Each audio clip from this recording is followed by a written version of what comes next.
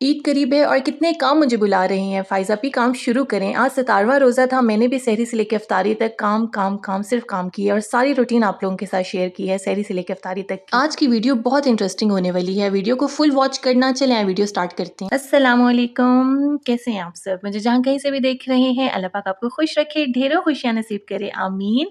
आज मैं अपने व्लॉग की स्टार्टिंग कर रही हूँ सहरी टाइम से। सहरी टाइम मैंने बनाए थे पराठे।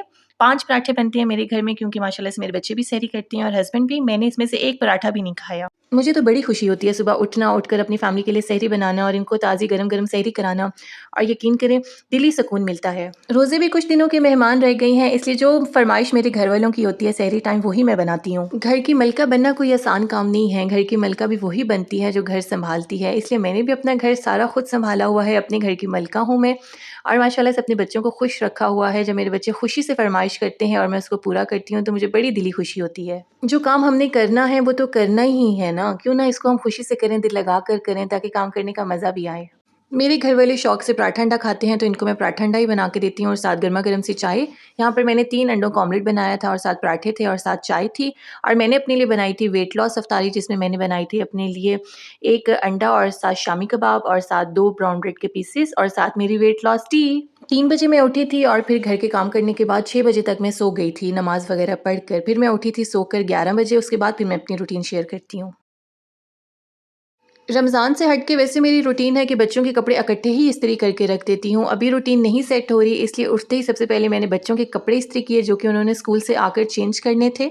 बच्चे मुझे एक दिन पहले ही बता देते हैं कि मामा हमने नेक्स्ट डे ये वाले कपड़े पहनने हैं क्योंकि इन्होंने पहनकर मदरसे भी जाना होता है। ट्यूशन तो मैं इनको खुद ही पढ़ाती हूँ तो इनको मदरसे जाने का होता है कि हमने मदरसे जाना है, इसलिए हमने फिर कौन से कपड़े पहनने हैं।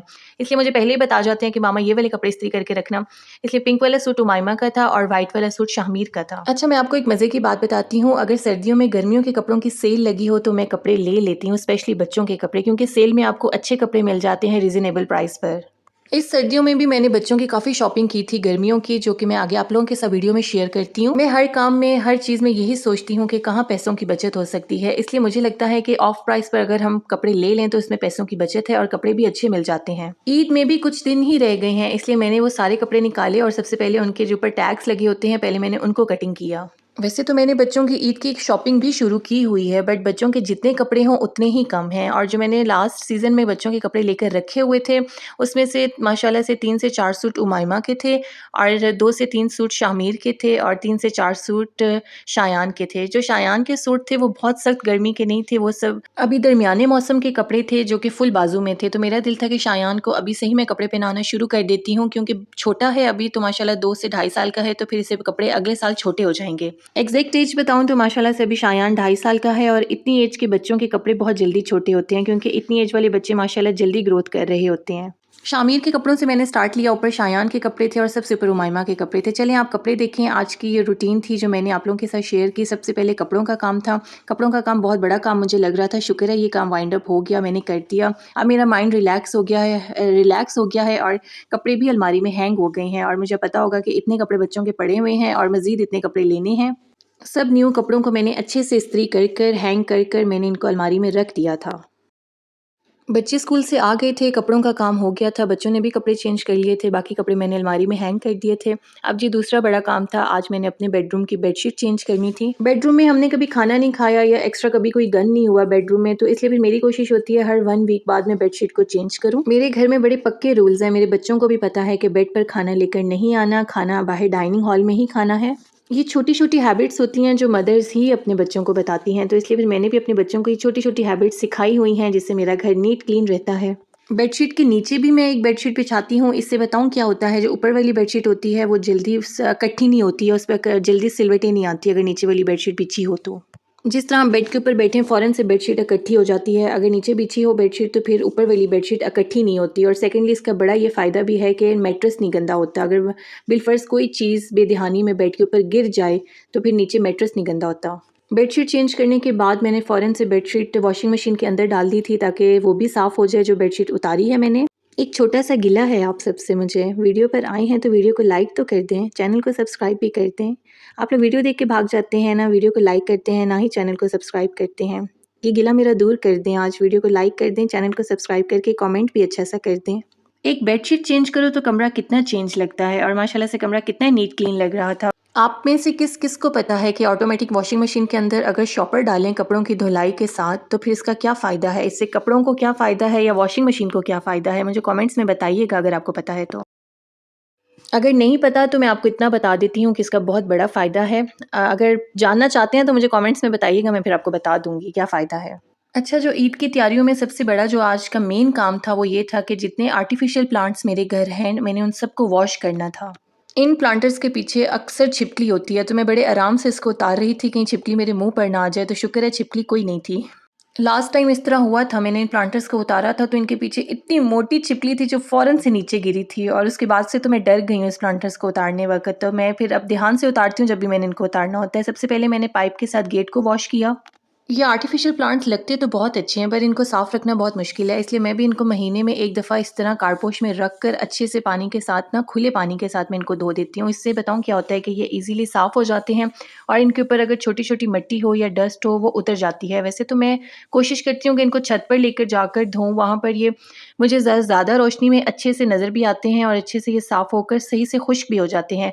आज रोज़ा था, इतनी हिम्मत नहीं थी इतने भारी प्लांटर्स उठाकर मैं छत पर लेकर जाऊँ, इसलिए फिर मैंने इनको कारपोश में ही रख कर धो लिया था। क्योंकि हमारी गाड़ी भी गई हुई थी धुलने के लिए, तो मैंने कहा लगे हाथों प्लांटर्स को भी धो लूँ। आप सब बताएँ, आप लोगों ने ईद की तैयारी शुरू कर दी है? मेरी तो बस आज से ईद की तैयारियाँ शुरू हो गई हैं, मीन्स ईद की डीप क्लीनिंग स्टार्ट हो गई है। वॉश करते हुए मैं स्लीपर्स वो वाले पहन कर आई थी जिनसे मैं स्लिप ना हो जाऊँ, तो फिर बड़े एहतियात से इनको वॉश करना पड़ता है क्योंकि फ़र्श भी ऐसा है स्लिप होने वाला। इनको मैंने अच्छे से वॉश करने के बाद सारे प्लांटर्स को सही से वॉश किया और ये वाले जो दीवार वाले प्लांटर्स हैं इसमें से तो बहुत ज़्यादा मिट्टी निकली थी। बाकी प्लांटर्स तो घर के अंदर होते हैं, ये वाले दीवार पर बाहर लगे हुए थे इसलिए ये थोड़े से ज़्यादा गंदे थे। मैंने कभी भी इनको सरफ से नहीं धोया, इस तरह पानी के साथ खुले प्रेशर के पानी के साथ धोती हूँ तो ये ईज़िली साफ़ भी हो जाते हैं। आप लोग भी ये टिप को आज़माइएगा, इसी तरह प्लांटर्स को धोइएगा तो यकीन करें प्लांटर्स बहुत ज़्यादा साफ़ सुथरे हो जाएँगे। इनको धोने के बाद मैंने एक साइड पर रख दिया था। जब ये खुश्क हो गए थे, खुश्क होने के बाद फिर मैंने इनको इनकी जगह पर रख दिया था। उम्मीद करती हूँ मेरा व्लॉग आप लोगों को अच्छा लग रहा होगा। वीडियो को लाइक करके चैनल को सब्सक्राइब कर दें और एक अच्छा सा कमेंट भी कर दें। मत भूलिएगा, मैंने आप लोगों को पहले भी कहा है। घर के काम तो हर कोई करता है बट काम के साथ वीडियो बनाना और फिर उसको एडिट करके अपलोड करना थोड़ा सा मुश्किल काम होता है। वीडियो को लाइक कर दिया करें, इससे मैं खुश हो जाती हूँ। मेरी जो मेहनत होती है वो वसूल हो जाती है। घर के ये मेन प्लांटर्स थे जो धोना ज़रूरी थे। शुक्र है ये प्लांटर्स धुल गए थे। धुलने के बाद फिर मैंने इनको एक साइड पर रख दिया था और फिर मैंने जी कारपोश को धो दिया था अच्छे से। जो इसमें पानी था वो सारा मैंने पानी बाहर निकाल दिया था। पहले मैंने झाड़ू लगा दिया था क्योंकि मुझे पता था कि पानी बहुत ज़्यादा इकट्ठा हो जाएगा। पहले झाड़ू लगाने का मकसद ये था कि जो एक्स्ट्रा मिट्टी थी जो गाड़ी के टायर के साथ होती है वो पहले ही मैंने साफ़ कर दी थी ताकि बाद में सिर्फ पानी हो, सिर्फ पानी ही बाहर निकालना हो। पानी निकालने के बाद फिर मैंने इसके ऊपर खुश्क टाँकी भी लगा दी थी ताकि अच्छे से मार्बल पे शाइन आ जाए।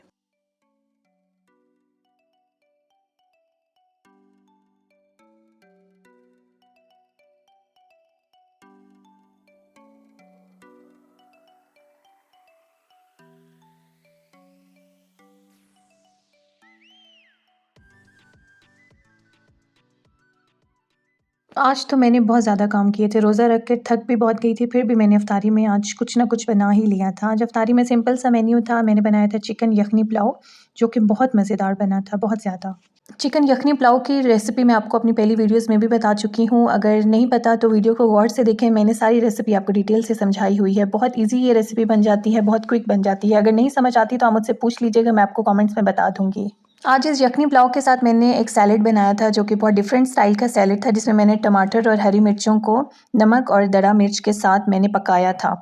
जो कि टमाटर, वैसे तो हम सैलेड में टमाटर सादा काट कर रखते हैं, तो मैंने कहा इस दफ़ा सैलेड को पका के सही से नरम करके फिर सैलेड के बीच में रखूँगी। और यकीन करें यखनी पुलाव के साथ ये सैलेड इतने मज़े का लग रहा था कि मैं आपको बता नहीं सकती, इतना लज़ीज़ लाजवाब। जोन-जोन से वेजिटेबल्स मैंने कट किए थे उसका गन मैं साथ-साथ एक शॉपर में इकट्ठा भी कर रही थी, वीडियो में आप लोगों को पता चल रहा होगा। और साथ-साथ मेरा बेटा ऑरेंज जूस भी बना रहा था। थोड़े से ऑरेंजेस पड़े हुए थे तो उसका रोज़ा था, उसका दिल था कि उसने ऑरेंज जूस पीना है।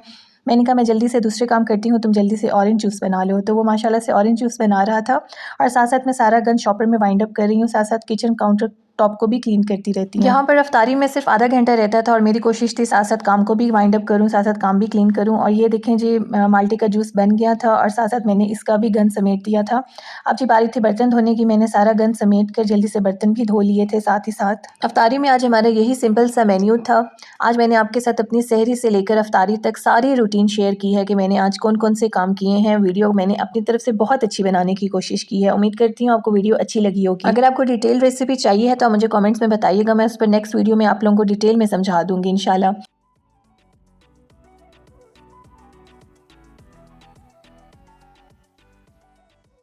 वीडियो कैसी लगी है आप सबको मुझे कमेंट्स में अपनी राय का इजहार लाजमी करिएगा। हमेशा की तरह आपके अच्छे से कमेंट्स का इंतज़ार रहेगा मुझे। ये था मज़ेदार सा सैलेड जो कि बहुत मज़े का बना था। मिलूंगी अपनी नेक्स्ट वीडियो में, तब तक दे मुझे इजाज़त। अल्लाह हाफिज़, बाय बाय।